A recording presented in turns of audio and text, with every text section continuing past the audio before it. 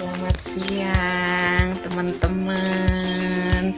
Ini sedang di rumah di Bogor, Ibu Ella sedang berkunjung. Dia sangat menikmati di rumah di Bogor karena banyak tanaman. Tuh ada anturium gelombang cinta. Ini ada anturium yang berbeda lagi. Di sini juga ada pohon jeruk dan sudah berbuah. Ini jeruk limau. Kalau buat makan pakai sambal kacang atau sambal terasi, sedap. Ini juga ada pohon jeruk lagi. Di sini ada daun jeruk buat masak. Nah, ini nih. Di sini ada daun miana. Mungkin kalau orang yang senang obat-obat tradisional, yang terbiasa minum daun-daunan, ini manfaatnya banyak sekali untuk sakit paru-paru, sakit pencernaan. Kalau sakit paru-paru biasanya suka ditumbuk, diperas, diambil airnya, dicampur dengan telur dan madu. Itu bisa cepat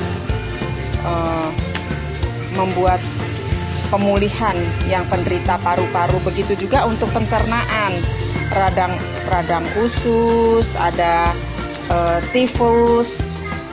Dulu anak saya juga pernah kena tifus. Saya rebusin daun ini tanpa dirawat di rumah sakit. Dia dengan pertolongan Tuhan dia boleh sembuh. Kemudian di sini juga ada pohon pepaya yang baru tumbuh. Nah, ini nih ada juga pohon kunyit. Nah, pohon kunyit ini kalau daunnya biasa suka saya masak buat campuran di bubur Manado atau bikin masakan Manado, sering pakai ini, atau bikin rendang daging. Kemudian ini di sini ada, saya memang sangat menyukai tumbuh-tumbuhan. Di sini ada daun antanan. Kalau orang Sunda bilang ini antanan, ada juga yang sering bilang ini daun pegagan. Ini sangat bermanfaat sekali untuk orang yang ada gangguan insomnia, yang nggak bisa tidur atau yang nggak pikun. Bisa juga untuk mengobati saraf kejepit, dan ini sangat banyak manfaatnya. Mungkin teman-teman bisa browsing di internet manfaat daun pegagan ini, sehingga bisa dipergunakan atau solusi dalam pengobatan yang tidak suka menggunakan obat-obatan kimia atau obat-obatan dari medis rumah sakit. Nah, ini yang biasa saya gunakan, makanya saya tanam di sini. Ada lagi yang jenisnya hampir seperti kunyit, tapi ini bukan kunyit. Ini adalah pohon temu kunci. Kalau orang Jawa bilangnya temu kunci.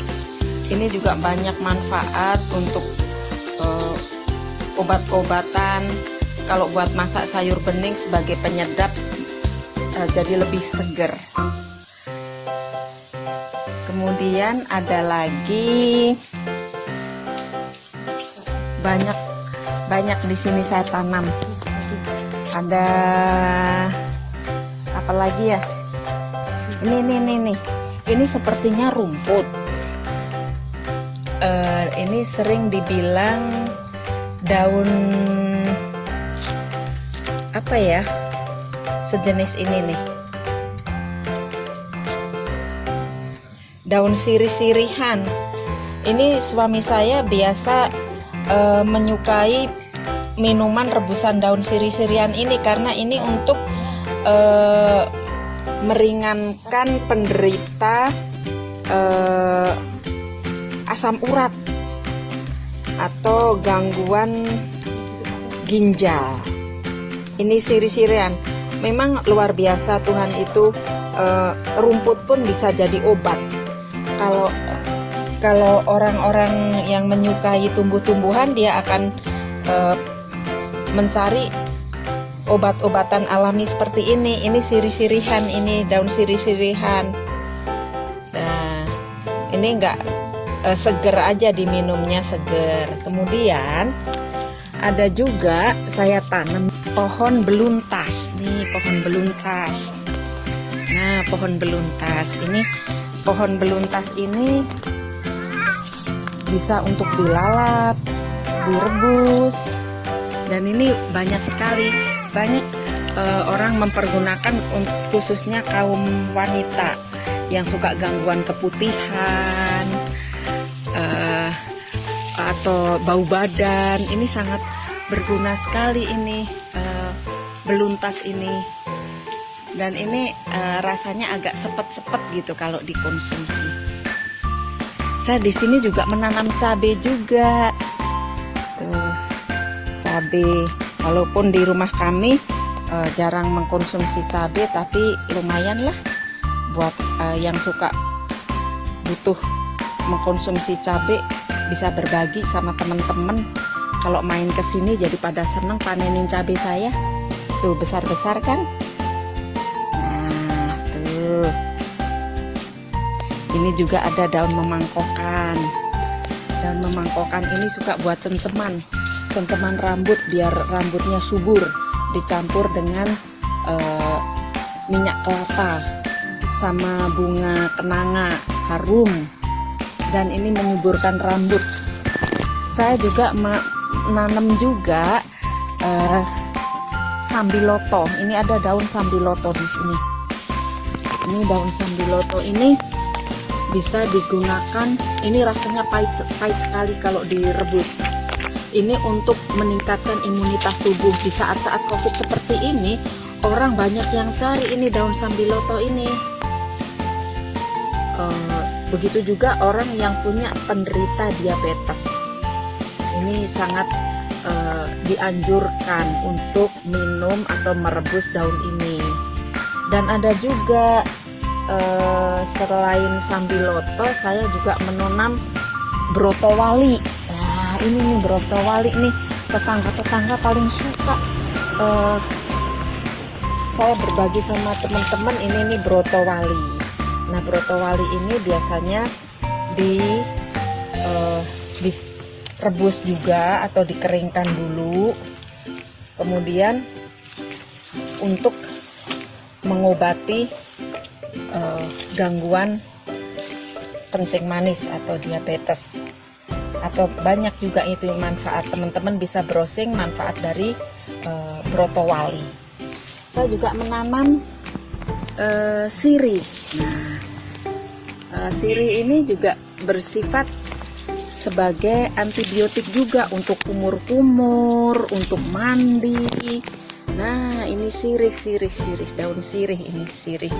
Daun sirih ini bentuknya hampir mirip sama daun brotowali, ini bersebelahan nih. Nih, ini yang ini brotowali. Ini daun brotowali, yang ini daun sirih. Ini kebetulan bersebelahan tuh, teman-teman. Nah, saya memang punya satu hobi untuk menanam tanaman obat di rumah, karena saya menggunakan.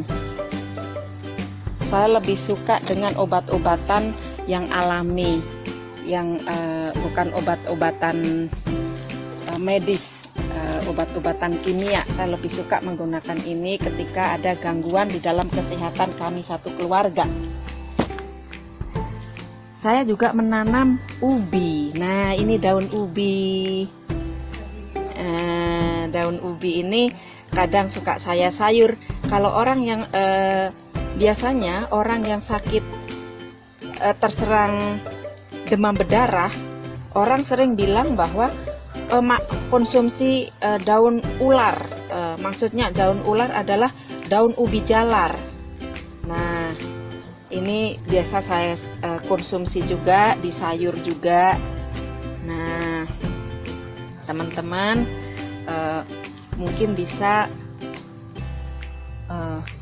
mencoba untuk mengkonsumsi ini, karena katanya ini bisa meningkatkan trombosit. Ya, ini bisa meningkatkan trombosit.